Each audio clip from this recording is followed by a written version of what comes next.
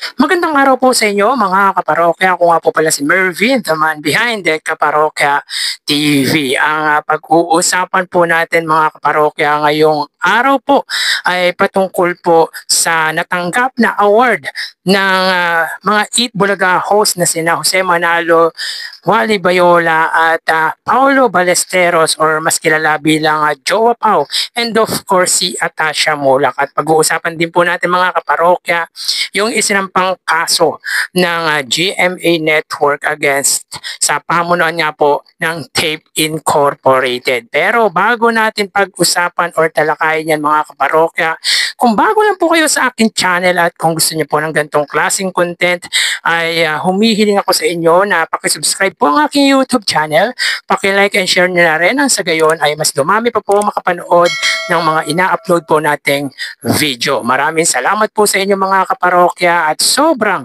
na-appreciate ko po kayo. So mga kaparokya, bago natin umpisa ng online viewership ay pag-usapan po muna natin yung ikinasong estafa ng GMA Network sa mga executive ng Tape Incorporated. At ito nga po yung Halusos family.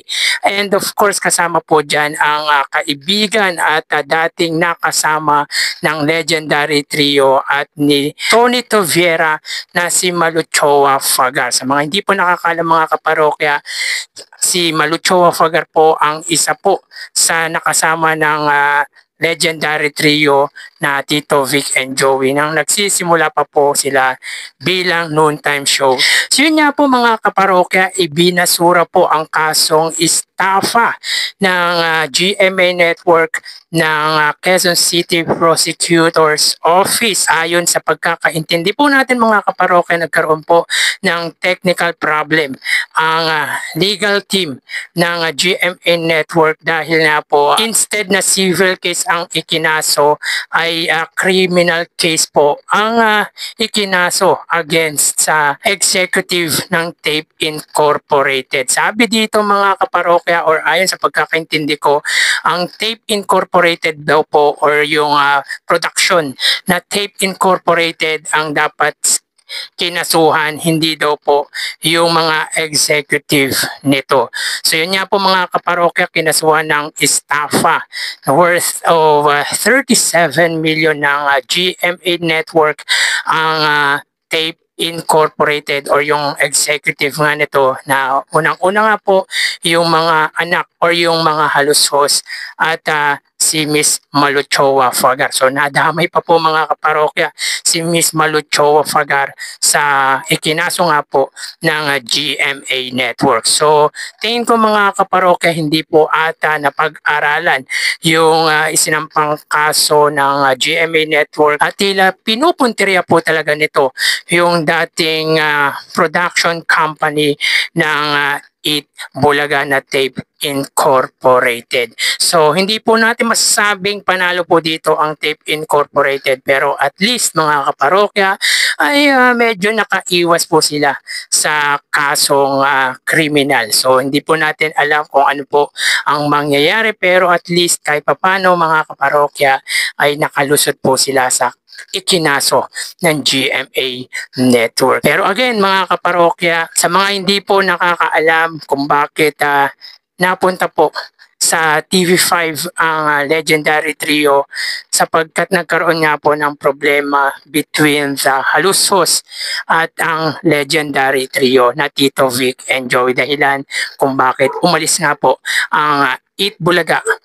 Umalis nga po ang nasabing iconic trio sa dati nilang production na Tape Incorporated. And speaking of Eat Bulaga, mga kaparokya, kinokongratulate po natin ang Jowa Pau, sina Jose Manalo, Wally Bayola at Paolo Ballesteros sapagkat napanalunan or kinilala po sila bilang Best Noontime Variety Host. And of course, kasama po dyan si Miss Atasha Mulak na siyang nagwagi or inawardan ng Most Promising Female Stars Alta Media Icon Award. So ito po, sa pagkakaalam ko po mga kaparokya, under po ito ng University of Perpetual Health Delta. So yun nga po mga kaparokya, hindi po matatawaran ang husay at galing ng Jowa Pao pagdating sa hosting at sa pagpapatawa. Maraming magaling na host ngayon mga kaparokya,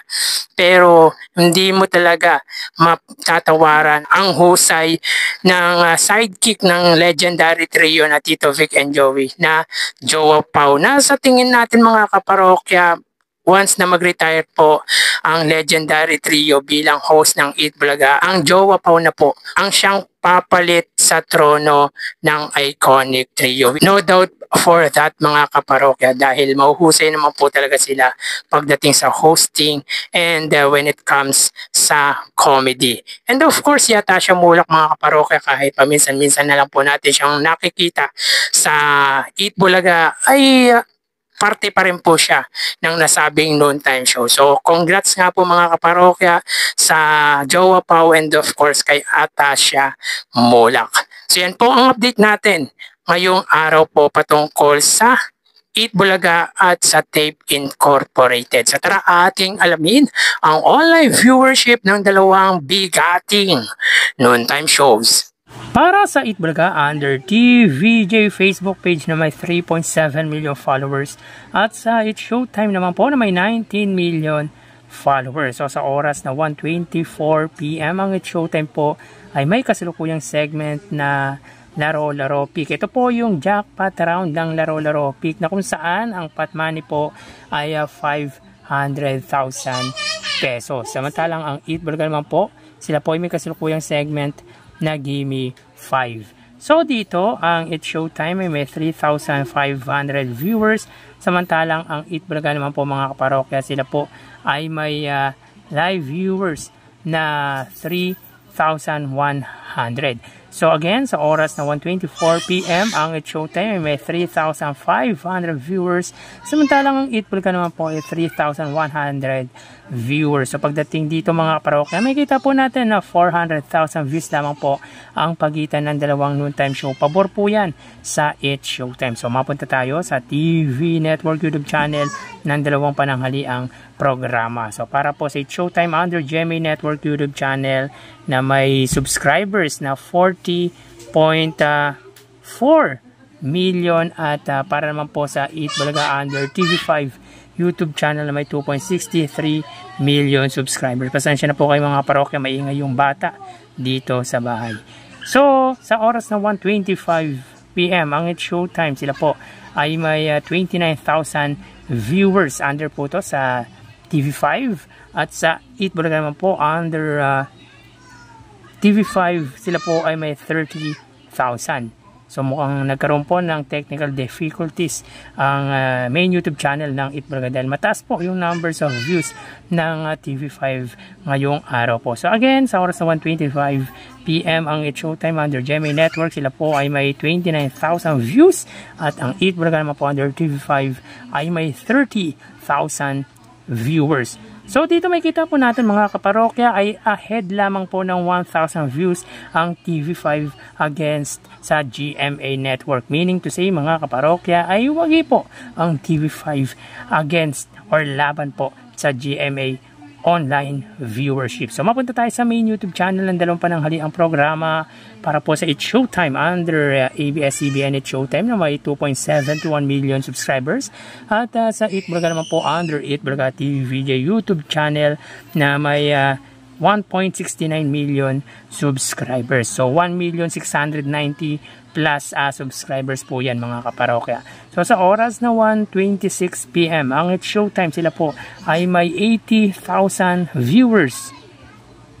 Ang Eat Bulaga, sila naman po ay may 97 or 98,000 viewers. So again, sa oras na 1:27 PM ang It's Showtime, sila po ay may 80,000 viewers at ang Eat Bulaga naman po ay may 98,000 viewers. So Bali, ang total na nakuha ng dalawang noontime shows ay, mga kaparokya, bali ang total na nakuha ng dalawang noontime shows para po sa It's Showtime ay 112,000 viewers at sa Itbulaga ay 131,000 viewers. So pagdating sa Facebook Live, both noontime show got 3,000 viewers at sa TV Network YouTube channel, ahead nga po dyan ang TV5 rather sa against sa GMA na kung saan 30,000 sa TV5 at 29,000 nga po sa GMA. And of course, sa main YouTube channel ay lamang po ng 18,000 views ang Itbulaga against sa It's Showtime na kung saan 98,000 ang nakuha ng Itbulaga at 80,000 naman po sa It's Showtime. So again, 112,000 sa It's Showtime, 131,000 naman po sa Itbulaga. So dito mga kaparokya ay lamang ng 19,000 views ang pananghaliang programa ng legendary trio na Tito, Vic and Joey against sa noontime show po ng ABS-CBN at ng GMA Network. Meaning to say mga kaparokya, wagi, panalo, angat ang nasabing noontime show ng mga legit dabarkad sa noontime show naman po ng mga madlang people. So yan po ang update natin para sa online viewership as of 1:29 PM. So magpapaalam na po ako sa inyo mga parokya. Magsingat po tayo palagi. Thank you and God bless.